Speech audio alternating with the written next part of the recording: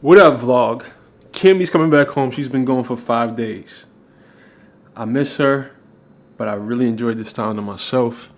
I got a lot of meditating done, a lot of planning, a lot of thinking, a lot of focused eating, a lot of putting bags of foods in crock pots. That's a whole nother story. Anyway, first thing I need to do now that she's coming home, I'm cleaned up. I got everything nice. It smells good in the house. It is exactly, what's today? Monday. We get married on Saturday, so it's like 5 days away from our wedding. I'm excited. She had to go home because we're doing a small wedding, very intimate, 50 people.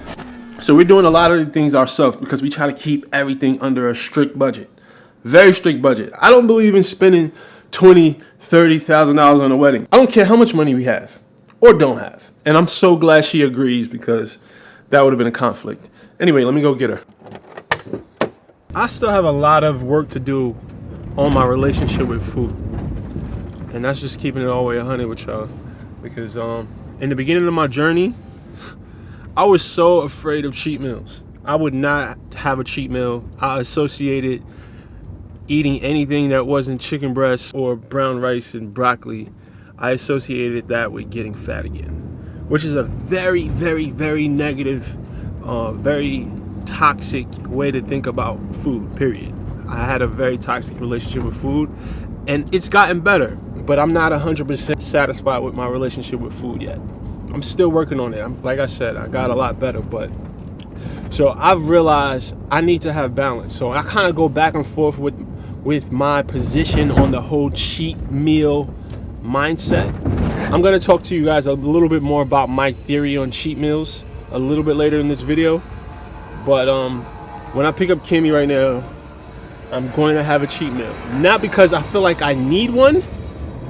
Mentally, I'm good. Like but I know myself. And if I don't introduce balance into my life, then I end up hitting a wall. I end up binging. So I'm going to take Kimmy to Cracker Barrel after I pick her up from the airport. Just because I know I need to. I know I need to. This is just some preventative measures. I'm taking preventative measures right now.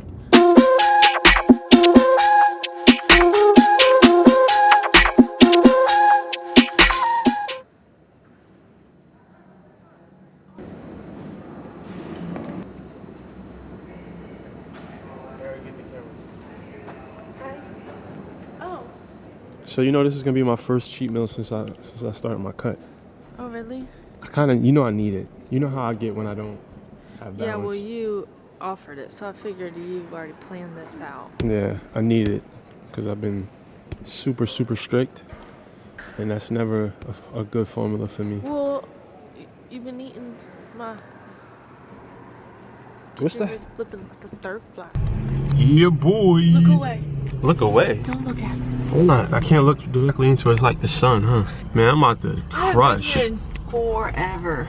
I went when I was in Perry at the dog show, and it was epic. Yes, I told you. I told you that. I thought y'all got Mexican. Y'all had margaritas. Nah, I'm talking about that day before I headed back to Atlanta. Oh. Anyway, let's go inside. Do you know the song? Yeah, why they got an antique shop in the front of their restaurant? I love it. Isn't that great? No. How you doing? Yes, ma'am. Oh, you still singing this? Alright, here's my thing, right? When I have these quote-unquote cheat meals, here's an issue that I've experienced in the past with the cheat meal mentality. I tend to go overboard when I'm in this cheat meal mindset, and that's something that I've identified and I'm actively working on. So I can't have 2 entrees. I would do that in the past. Like, oh, it's a cheat meal, I gotta have 2 entrees. No, I still gotta be mindful of how many calories I consume in my cheat meal. Yes, I should have a regular size entree, but no, I don't need to put down 3,000 calories in one sitting. Ma'am, can I have whipped cream on my pancakes? Huh? Whipped cream? You want whipped cream? Yes, thank you. I almost forgot. What other kind do you have? Oh my gosh. Peaches. Ooh. And cream. That looks good. It's about to go down. Thank you.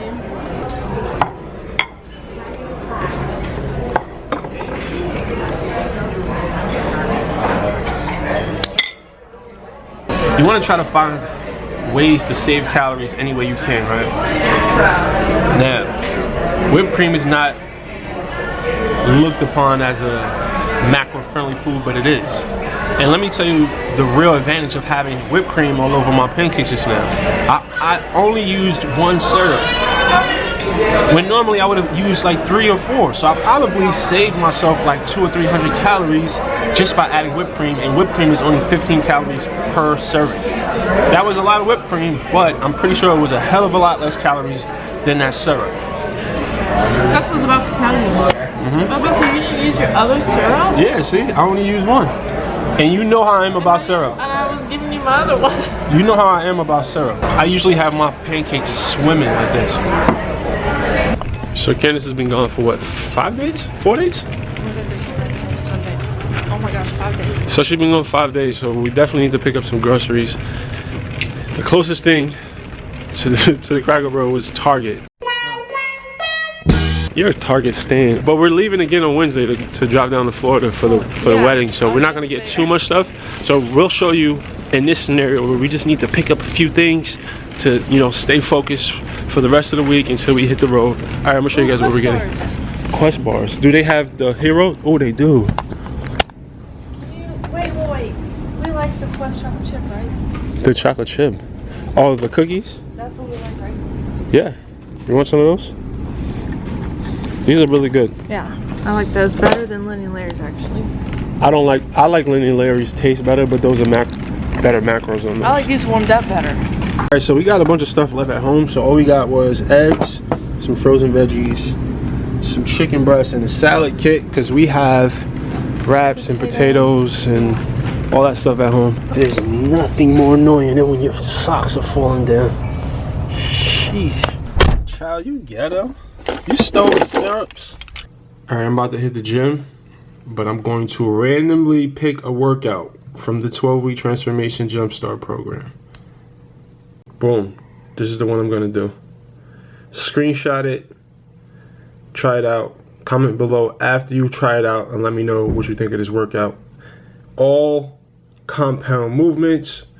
Real straightforward. I'm gonna be lifting heavy today. This is 6 to 8. This is towards the strength phase of the program, and I definitely could use some strength training right now. Get some of this aggression out of my body. All right, so boom. I'm gonna start off with some chest activation. Activation is very, very, very key. You want to make sure that the muscles are actually working, the ones that you want to work, especially when you're doing compound movements. I do bench pressing mainly for my chest. I do want to work for my triceps as well, but chest activation ensures that my pecs are doing majority of the work.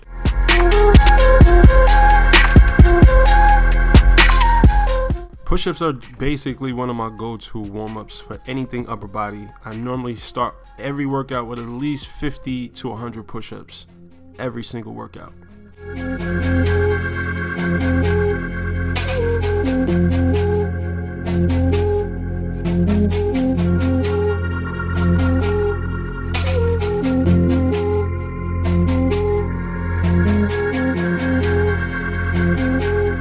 So with that first set, I noticed that the weight was a bit too heavy.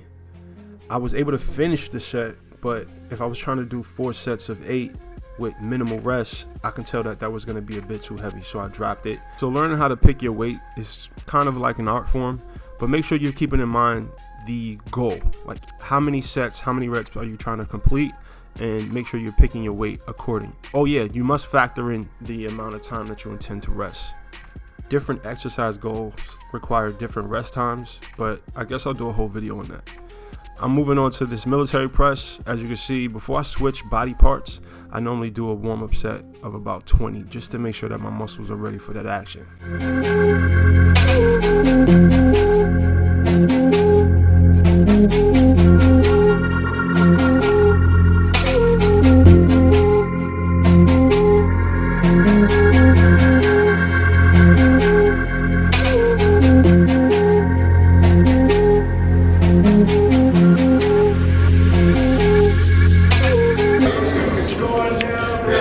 Trying to go super heavy. I'm going at a comfortable weight where I can recover in less than a minute in between sets. That's not the typical rest period for for strength style training, but this is strength slash hypertrophy. I'm doing about 6 to 8 reps, but I'm trying to keep the rest times low. That's just the style I'm training right now. Do what works best for you, but it takes time for you to figure that out. So everybody banging that J. Cole, let me tell y'all, this Jim Jones, check this Jim Jones album out, Sleeper. Shout out to Jim Jones, shout out to the whole Harlem. Anyway, look, I got my long socks. When I deadlift, in theory, you want to keep the bar as close as you can to your shins. I've had so many accidents where I went home with bloody shins, so now I wear these long socks to prevent myself from cutting my shins.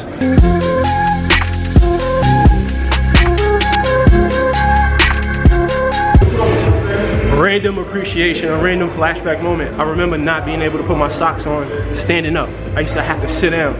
My fat ass stomach used to get in the way. Random. I appreciate these little moments. I hope I never forget them.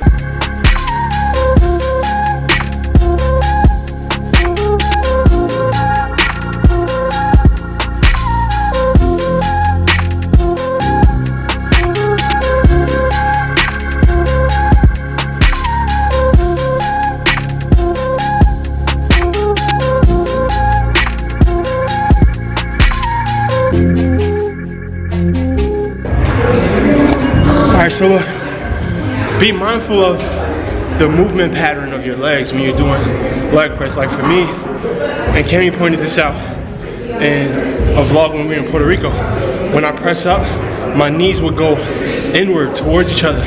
So now I make the effort to put all the pressure to the outsides of my heels, and I make sure that I'm pressing my knees outward as I push the weight up. Also, be mindful of your foot position. Everybody's foot position is going to be different for the leg press. My feet got to be kind of up towards the top of the platform, because if it's too low,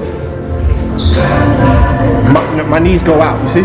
All right, for my finisher, I'm going to do 6 incline sprints. I usually start off doing 1 warm-up sprint. You don't want to jump on the treadmill cold and just break out into a full-out sprint. I do one at about 50%, which is 6 miles per hour with the incline on 7, and then I'll do 5 sprints at 13 miles per hour with the incline on 8, and I rest about 1.5 to 2 minutes in between, and afterwards I hate my life, but I love it at the same time.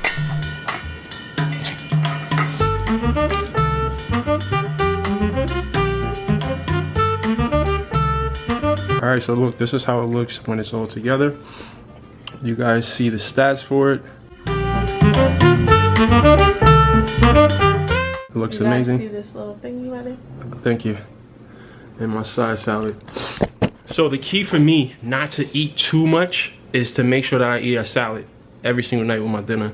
Because if I'm not full after I eat my main course, if you will, my entree, I'm gonna want more. And the salad really adds to my satiety. It makes me full, which helps me control how many calories I intake. So my theory about cheat meals, it kind of changes, and I think everyone's mindset is going to be different. A different mindset is going to work for different people. Different mindsets actually work for me at different times. Now, you have a lot of people that speak against the cheat meal mindset. They say, you know what, just eat, have balance.